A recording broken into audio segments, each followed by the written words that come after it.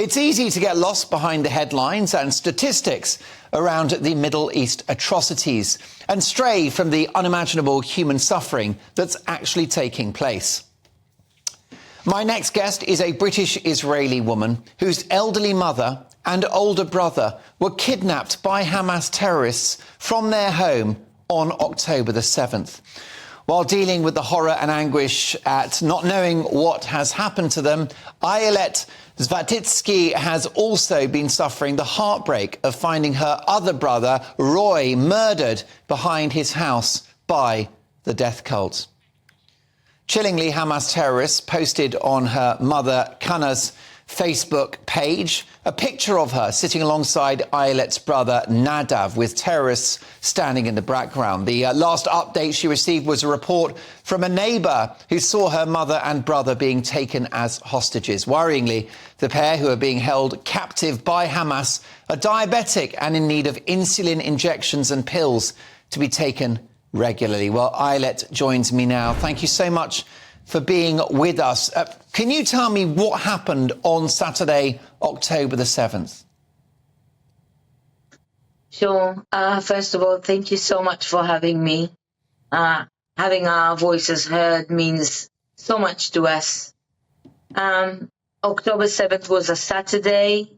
I woke up at 8 o'clock in the morning. I heard my husband on the phone, which is pretty unusual so early in the morning on a Shabbat. And he said, something bad is happening in the south. You should call your mom urgently. So I grabbed my phone, and just as I opened it, I saw my WhatsApp group that I have with all my childhood friends, just absolutely blasting with messages. And I've learned that there was a terrorist attack on the kibbutz, missiles, and a ground invasion. So I immediately called my mom, and I told her, go in the safe room, lock the safe room, don't let anyone in, don't answer your door. I didn't know at the time that you can't actually lock the safe room because it was designed to protect them from rockets, but not from actual terrorists inside your home.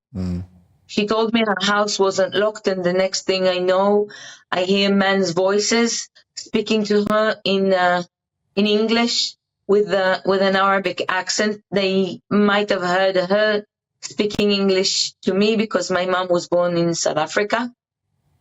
So I hung up the phone because I realized that the terrorist got to her. And I called my brother, who lives next door to her, just 10 meters apart.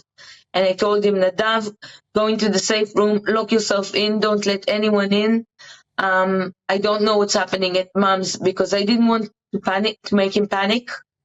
And then I heard the same men's voices talking to him, and I realized that the terrorists got to him as well. So I hung up.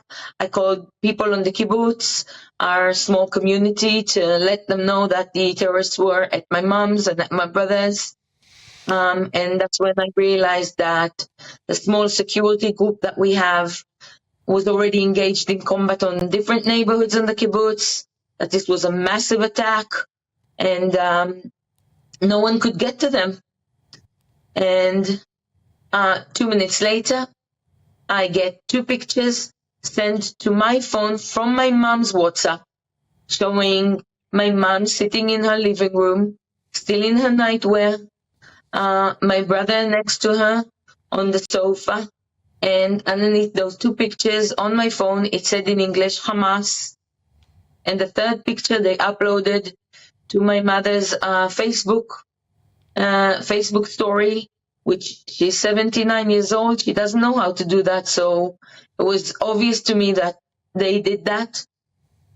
And I later learned that my neighbor saw them being taken out. But I've only learned that 2 days later. So I didn't know that at the time. For the first 4 hours, I thought they were murdered, because the rumors about the kidnappings only started circulating around noon. So for the first 4 hours, I was sure that I lost them, that they're gone.